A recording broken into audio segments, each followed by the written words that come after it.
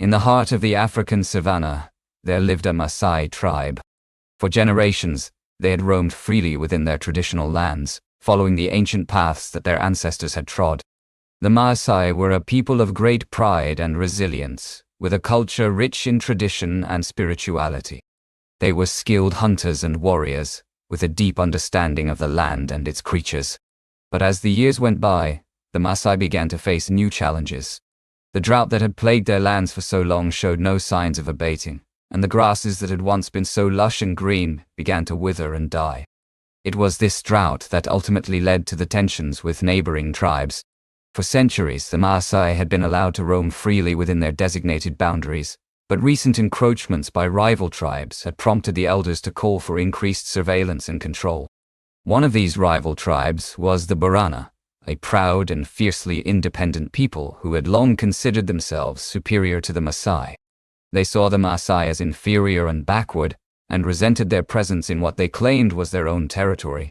As the situation continued to escalate, Kipenzi, the elderly leader of the Maasai tribe, decided that something needed to be done. He called upon his most trusted warriors, including Tatu, a young and ambitious Maasai warrior, to lead an expedition beyond their traditional borders in search of better grazing lands, water sources, and fertile soil.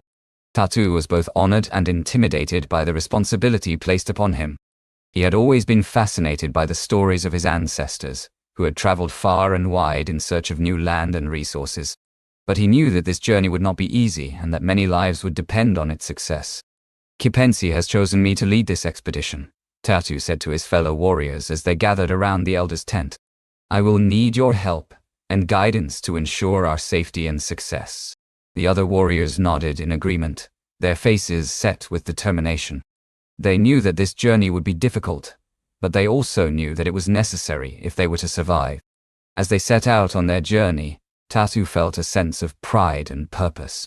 He knew that he had been given a great responsibility, and that his people's lives depended on his success. But he also knew that he was not prepared for the challenges that lay ahead. The first few days of the journey were grueling, as they traversed through dense forests and crossed scorching deserts. Tatu and his warriors had to be constantly on guard against predators and rival tribes, who seemed determined to sabotage their mission.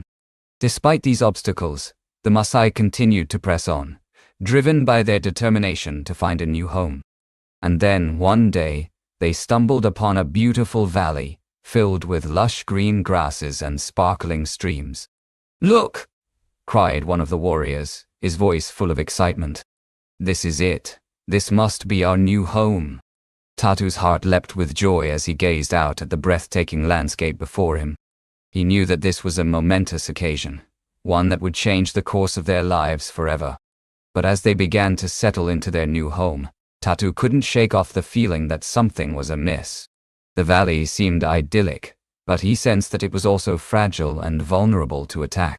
"Kipenzi warned me about this place," he said to his fellow warriors one night, as they sat around a campfire. "He told me that it was a risk worth taking, but I'm not so sure." The other warriors nodded in agreement, their faces set with concern. They knew that Tatu had a point, and that they needed to be vigilant in order to protect themselves from any potential threats. But as they continued to settle into their new home, Tatu began to realize that he was not the only one who saw the valley's vulnerabilities. There were others out there, people who would stop at nothing to claim this land for themselves. And then, just as they were starting to feel secure in their new home, a group of warriors from a rival tribe appeared on the horizon.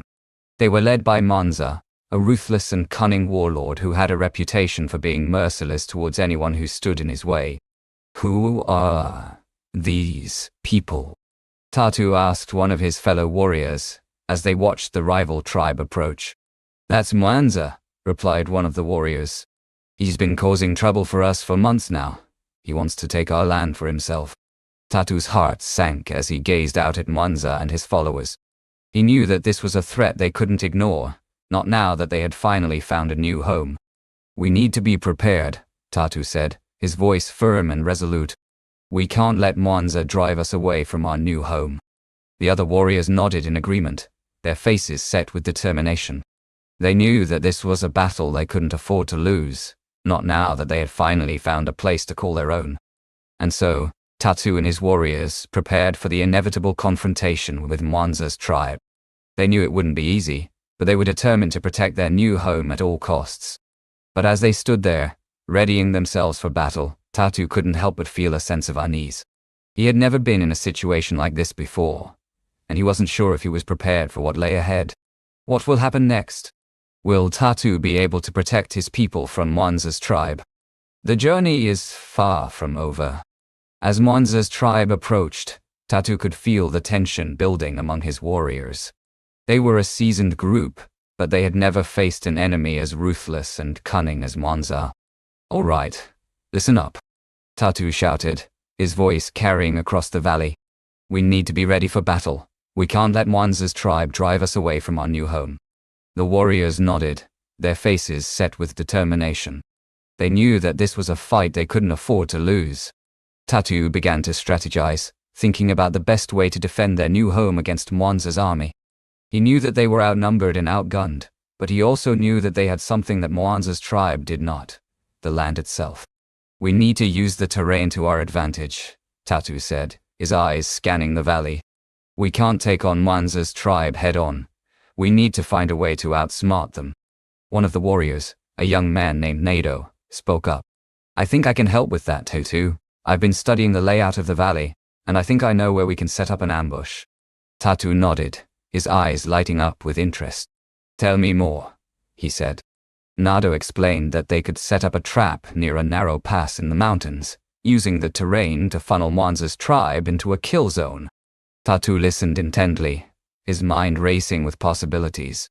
As they finished their preparations, Mwanza's tribe emerged from the horizon, their warriors armed to the teeth and their eyes fixed on the Maasai. Tatu could see the hatred in their eyes, and he knew that this was going to be a fierce battle. The two armies faced off, their warriors locked in a fierce stare-down. Tatu could feel the tension building, and he knew that it was only a matter of time before the fighting began. Suddenly, Mwanza stepped forward, his eyes fixed on Tatu. "You're a foolish man, Maasai," he sneered. "You think you can defend this land against me? I'll crush you and your people like the insects you are." Tatu smiled, a cold smile that sent shivers down Mwanza's spine. "We'll see about that," he said, his voice dripping with defiance. And with that, the battle began. The two armies clashed, their warriors fighting with every ounce of strength they had. Tatu fought bravely, using every trick in the book to try and outmaneuver Mwanza's tribe. But despite their bravery, the Maasai were outnumbered, and it seemed like only a matter of time before they would be overwhelmed. Just when it seemed like all was lost, Nado came up with a plan. He remembered that Mwanza's tribe had a weakness: their leader's pride. If they could just get under his skin, Tatu thought, they might just stand a chance. "Nado, can you come up with something to distract Mwanza?" Tatu asked, his eyes scanning the battlefield. Nado nodded, his face set with determination. "I think I can do that," he said. And with that, Nado set off on his mission, racing towards Mwanza's side of the battlefield, with a plan in mind. Nado ran towards Mwanza's side of the battlefield, his heart pounding in his chest. He knew that he had to act fast if he was going to distract Mwanza and give Tatu's tribe an advantage. As he approached Mwanza, Nado could see the anger burning in his eyes. "You think you can defeat me, Maasai?" Mwanza sneered. "I am a great warrior, and I will not be defeated so easily." Nado smiled, a mischievous glint in his eye. "Oh, but I'm not here to fight you," he said. "At least, not yet." Mwanza's eyes narrowed, his hand on the hilt of his sword. "What do you mean?" he growled. Nado shrugged. "I just wanted to have a word with you, Mwanza. You see, I've been thinking, and I think we can come to an agreement." Mwanza laughed, a cold, mirthless sound. "You think you can negotiate with me? I am not some common trader, Maasai. I am a warrior, and I will not be swayed by your petty words." Nado nodded, his face serious. "I know that," he said. "But I also know that you are not as strong as you think you are. You have a weakness, Mwanza, a weakness that I can use to my advantage." Mwanza's eyes narrowed, his grip on his sword tightening. "What are you talking about?" he growled. Nado smiled again, a sly smile. "I'm talking about your pride," he said. You see, Mwanza, you are so proud of yourself and your tribe that you have become arrogant. You think that you are the greatest warrior in all the land and that no one can defeat you. Mwanza's face twisted with rage, his eyes flashing with anger. But Nado just kept going.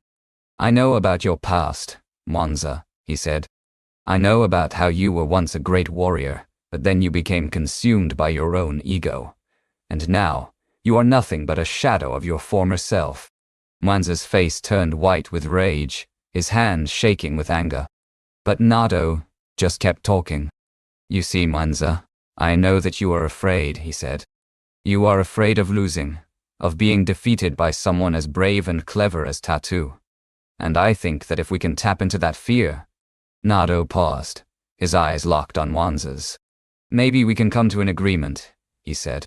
Maybe we can find a way to end this war without bloodshed. Mwanza's face was twisted with rage, but Nado could see the doubt in his eyes. And in that moment, Tatu saw his chance. The Maasai warrior shouted a signal, and his tribe launched a counterattack. But Mwanza's tribe was caught off guard, and they were quickly overwhelmed. As the battle raged on, Tatu and his warriors fought bravely, using every trick in the book to try and defeat Mwanza's tribe. And slowly, but surely, they began to gain ground. Mwanza's tribe was formidable, but they were no match for the Maasai. In the end, it was just Tatu and Mwanza facing off against each other, their swords clashing in a final decisive blow. But Nado had one last trick up his sleeve. As Mwanza and Tatu fought, he snuck behind the Borana warrior and whispered something in his ear. And to everyone's surprise, Mwanza stumbled backwards, his eyes wide with fear. He turned and ran, abandoning his tribe and fleeing for his life. The Maasai warriors cheered, their voices ringing out across the battlefield. They had won the war, and they had done it without losing a single man. As the dust settled, Tatu approached Nado, a grin on his face. You did it, Nado, he said. You saved us all. Nado smiled, his eyes shining with pride. It was nothing, he said. I just told Mwanza what he wanted to hear. Tatu laughed, clapping Nado on the back. Well, whatever it was, it worked, he said. And as they walked away from the battlefield, victorious but scarred, Tatu turned to his warriors and spoke. We have won this battle, he said. But we will not forget the sacrifices we made. We will honor our fallen comrades, and we will never again take our freedom for granted. The Maasai warriors nodded, their faces somber with grief. But they also smiled, knowing that they had emerged victorious from the greatest challenge of their lives. And as they looked out at the new land before them, Tatu knew that this was just the beginning. They would build a new home here, a place where they could live in peace and prosperity. It would not be easy, but Tatu was ready for the challenge. He had led his tribe to victory, and he would do everything in his power to ensure their safety and success. The Maasai warriors cheered again, their voices carrying across the valley as they celebrated their hard-won victory. And in that moment, Tatu knew that they would always stand together, united against all adversity. Years went by, and the Maasai tribe prospered in their new home. They built a thriving community, with farms, schools, and hospitals. They worked hard to build a better future for themselves, and they never forgot the sacrifices they had made to achieve it. Tatu became a legendary leader, respected and admired by all who knew him. He continued to lead his tribe with wisdom and courage, always putting their needs before his own. And Nado?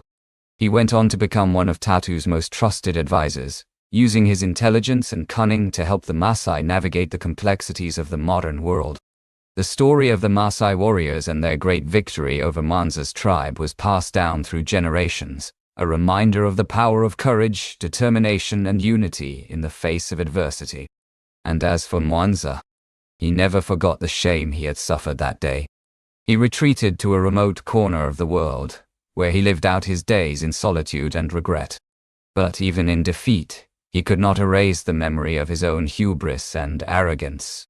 And it was this lesson that would stay with him forever, a reminder of the dangers of letting pride go before a fall. I hope you enjoyed the story. If so, please like the video. Let us know your views in the comments, and don't forget to subscribe to the channel for more enchanting tales just like this one.